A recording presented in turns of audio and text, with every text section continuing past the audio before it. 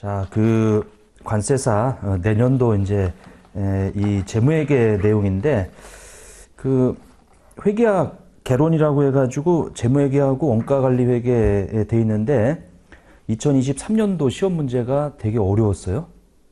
되게 어려웠어요. 이게 어렵게 나왔어요. 이게 작년에 비해서 더 어렵게 나왔어요.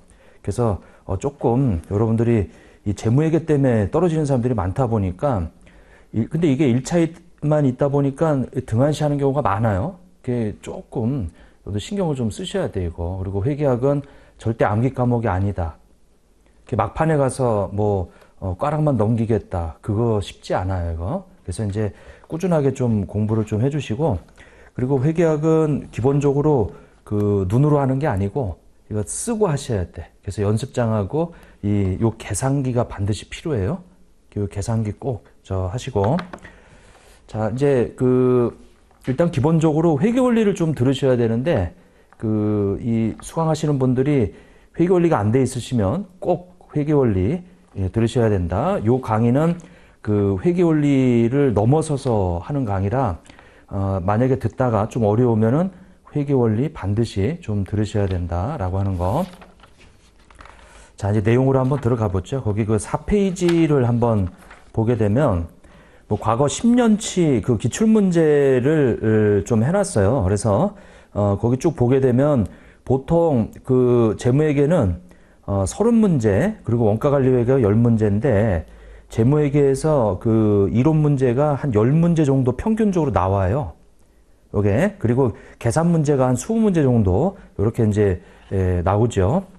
그게 사실은 이제 우리 내고소비세법을 빨리 푸시고 이 회계학 개론을 시간을 많이 할애해야, 요거는 이제 이 하나의 스킬인데 시험 보실 때 반드시 이 재무회계 시간 확보를 많이 하셔야 돼요. 요게.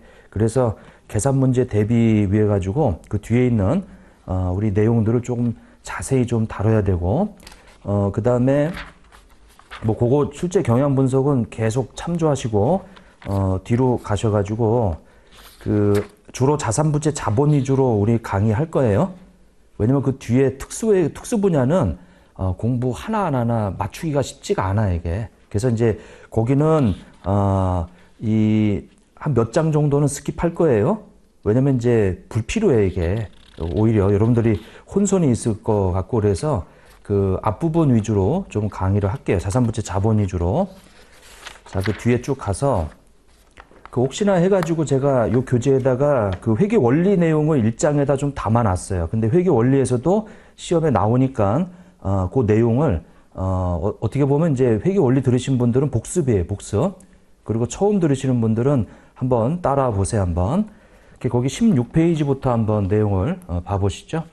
자, 거기 1장이다라고 해가지고 이제 나오는데, 자, 거기 1절에 보면 이제 회계의 기본 개념서부터 한번 봐보세요. 우리 회계 공부하시는 분들, 관세사에서 이제 요 회계 과목 굉장히 그 거부감이 많아, 이게. 예? 회계학이라고 하는 게. 그래서 거기 회계 정의에 보면 일단은 여러분들이 그 일상적인 그 영역에서, 그러니까 일반 영역에서 사실은 이제 이 회계 공부하는 이 회계 영역으로 이렇게 돼 있는데, 어렵지, 이거. 일반 영역에서 우리가 돈 가지고 나가고 들어오고 뭐 이런 영역에서 이제 이걸 회계 영역으로 가져오게 되면은 일단 가장 기본이 우리 이제 회사를 중심으로 할 거예요.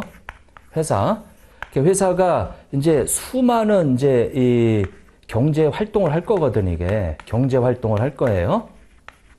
경제 활동은 이제 돈으로 환산할 수 있는 그런 수많은 활동을 할 거예요. 근데 이제 그 활동을 하게 되면 가장 먼저 요 일반 영역에서 이 회계 영역으로 가져오게 되면 가장 먼저 하는 것이 이제 이 계정 과목이라고 하는 거. 요게 이제 회계학에서 말하는 요 계정 과목을 일반 영역에서 이런 경제 활동한 것을 회계용으로 딱 들어오게 되면 가장 먼저 하는 게 이 계정 과목을 결정하는 거예요. 이게 가장 회계 원리에서 기본이고, 그 다음에 그 옆에다가 이 금액을 결정하는 거예요. 요게. 그래서 우리는 요 계정 과목을 뭐라고 하냐면 우리가 인식하고 그 다음에 측정하고 이렇게 측정해요. 인식하고 측정한다. 지금 가장 먼저 어떤 활동을 했냐면 만약에 거래처 사장하고 밥을 먹었다. 이렇게. 그래서 뭐 밥값을 뭐 10만 원을 지출했다. 이렇게. 그럼 이제 일반적으로는 이제 이렇게 얘기하는데 요거를 회계 영역으로 딱 들어오게 되면 거래처 사장하고 이 밥 먹은 것을 회계학에서는 그걸 뭐라고 하냐면 이제 이렇게 접대비라고 이렇게 표현을 해요. 그러니까 회계는 가장 먼저 이 계정 과목, 이 거래에 대한 요약되어 있는 요 계정 과목을 먼저 정하는 게 가장 급선무예요. 이게. 그래서 우리 일반 영역에서는 이렇게 얘기하지만 회계 영역에서는 그걸 보고 접대비라고 그래요. 그리고 요거를 10만 원이라고 해서 그 옆에다가 이렇게 붙이지, 이렇게. 자, 그런데 요런 인식하고 측정하는 것을 요 가장 먼저 인식은 계정 과목 정하는 거고 측정은 금액을 정하는 건데 요 일반 영역에서의 어떤 활동을 가장 먼저 계정 과목으로 표현을 하고 금액으로 정해요. 근데 이거를 이렇게 해서 이 계정 과목과 금액을 이렇게 둘로 나눠 가지고 장부에 기록한다 이거죠. 이게 계정 과목과 금액을. 그러면 왼쪽과 오른쪽으로 나눠서 이렇게 기록하는 걸 보고 복식북이라고 그래. 복식북이. 자, 일반 영역에서 어떤 활동에 대해서 회계 영역으로 들어오면 가장 먼저 계정 과목과 금액을 정하는데 이거를 왼쪽과 오른쪽으로 나눠서 이렇게 이 두 군데다 적는 걸 보고 복식북이라고 한다. 그럼 이건 뭐냐면 접대비라고 해서 10만 원인데 이게 현금이라고 하는 계정 과목으로 해서 10만 원이 나갔다 이거죠. 이렇게. 그래서 이제 이런 식으로 적는데 복식북이로 적다 보니까 돈이 나갔어요. 돈이 나간 것은 이제 결과지. 근데 왜 나갔냐? 그 원인이 바로 접대비로 해서 돈이 나갔다 이거죠. 그래서 복식북이는 두 개를 다 적는데 그게 뭐냐면 바로 원인과 결과가 이렇게 왼쪽 오른쪽에 다 적힌다 이거예요. 그러면 세상의 모든 현상들을 다 이렇게 왼쪽 오른쪽에 원인 결과로 적는다 이거죠 이게. 그래서 이제 복식북의 원리는 이제 이런 식으로 돼 있고요. 그 다음에 이 금액이 똑같아. 그러니까 이걸 보고 이제 우리는 대차 평균의 원리라고 그래요. 이거 대차 평균의 원리 이렇게 돼 있죠. 뭐 이걸 지금 여기서 다 설명하면 또 회계 원리 강의가 돼버리는 거예요 이게. 이제 복식북에서 이제 이런 두 가지 양쪽에 적다 보니까 이런 일이 발생해 이게. 요게. 자, 그래서 이제 이렇게 인식 측정해요. 그러면 그러한 정보를 우리가 재무적 정보라고 그래 이거를. 재무적 정보다. 그럼 여기 이제 생산을 하는 거지. 그러니까 생산하는 것은 이제 바로 장부에 기록하는 거란 말이야. 요걸 보고 북이라고 그래 이거를. 자, 그런데 요렇게 이 생산된 정보를 우리는 어떤 서식에다가 이렇게 요약을 해요. 그렇게 해서 이제 전달을 한다 이거죠. 전달을. 그러니까 누구한테 전달을 하냐? 요거는 우리 회사에 관심 있는 사람들. 그걸 보고 우리는 회계 정보 이용자라고 그래. 정보 이용자. 그러니까 우리 회사에 관심 있는 사람들이 많죠. 그래서 예를 들면 채권자들도 있고 돈 있는 사람들. 그리고 이제 우리 회사의 주주가 되고자 하는 사람들. 그러니까 이런 사람들은 우리 회사의 이런 활동에 대해서 잘 정리되어 있는 요 서식, 그걸 보고 판단을 할 거란 말이에요. 그럼 이 사람들은 무슨 판단을 하냐면 이 사람들이 가지고 있는 돈에 대해서 경제적 의사결정을 할 거예요. 의사결정. 뭐 우리 회사에 돈을 투자할 거냐, 주주가 될 거냐, 여기 이제 은행 같은 경우는 돈을 빌려줄 거냐, 이런 의사결정을 할 때 이런 잘 정리되어 있는 서식을 통해서 이 서식을 보고 우리는 재무제표라고 그래요. 재무제표. 그러면 이렇게 지금 왼쪽 오른쪽으로 정리된 거를 이 서식에다가 잘 담는다. 근데 이 서식에 담는 어떤 원칙을 정해야 돼요. 왜냐면 이 사람들이 굉장히 많거든 이게. 다수거든 이게. 다수. 그러니까 다수다 보니까 이 사람들을 보호해야 돼 이게.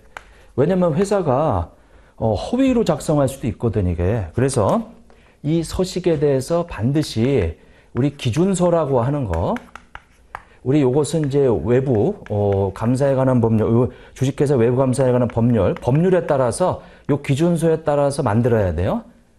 그러면 이 회사가 요 기준소에 따라 만들었는지 그거를 외부에서 감사, 그러니까 이제 이 감시하는 제도가 있는데 그걸 보고 우리는 공인회계사라고 하는 제도가 있어요.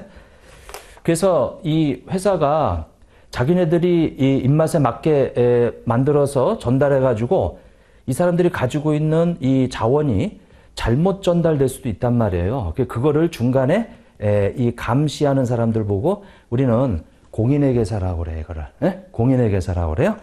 자, 그래서 이렇게 회계정보 이용자는 공인회계사의 의견에 따라서 그걸 믿고 이제 그 정보를 가지고 이제 의사결정을 할 수가 있는 거지, 이게. 자, 그러면 회계라고 하는 것은 이 회사가 여러 가지 활동을 하는데 거기 보면은 16페이지에 보면은 이제 그 회계정보 이용자가 합리적인 판단이나 의사결정을 할 수 있도록 기업 실체에 관한 유용한 경제적 정보를 어떻게 하는 거예요? 요거 인식, 다른 말로 식별이라고 그래요. 이렇게 식별. 자, 식별이 쉬운 말로 뭐다? 계정 과목을 정하는 거다. 그리고 측정, 금액을 정하는 거지. 그래서 이렇게 해서 전달하는 거다. 그게 이제 여기서부터 여기까지 요 과정이 뭐다? 요게 회계다. 요게 회계다. 자, 회계라고 하는 것은 기업의 어떤 경제적 활동을 식별해서, 식별은 계정 과목을 정하는 거예요. 그리고 금액을 정하는 거예요. 근데 계정 과목과 금액을 정할 때 무슨 부기로? 복식부기로 양쪽으로 적어서 이렇게 인식해가지고 생산된 정보를 전달하는데 그 전달하는 수단이 뭐예요? 전달하는 수단이 바로 요 재무제표라고 하는 거다. 근데 이 재무제표는 법에 따라 어떻게 작성하라고 기준서가 있다 이거지. 우리가 공부하는 게 바로 이 기준서 공부하는 거예요. 오케이? 그리고 요렇게 이 기준서에 따라 작성됐는지를 감시하는 사람을 보고 뭐라 그래요?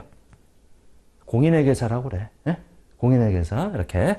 그래서 외부에서 이 회사가 만든 이 재무제표를 기준서에 따라 작성이 됐는지 이 사람들이 의견을 낸단 말이에요. 그래서 제대로 작성이 됐다 그러면 정보 이용자는 그걸 보고 투자하는 거지. 이게 회사에다가 이렇게. 자, 그래서 회계라고 하는 거 정보 이용자들의 합리적인 의사결정을 위해서 우리 식별하고, 자, 식별은 계정 과목을 정하는 거라고 그랬어요.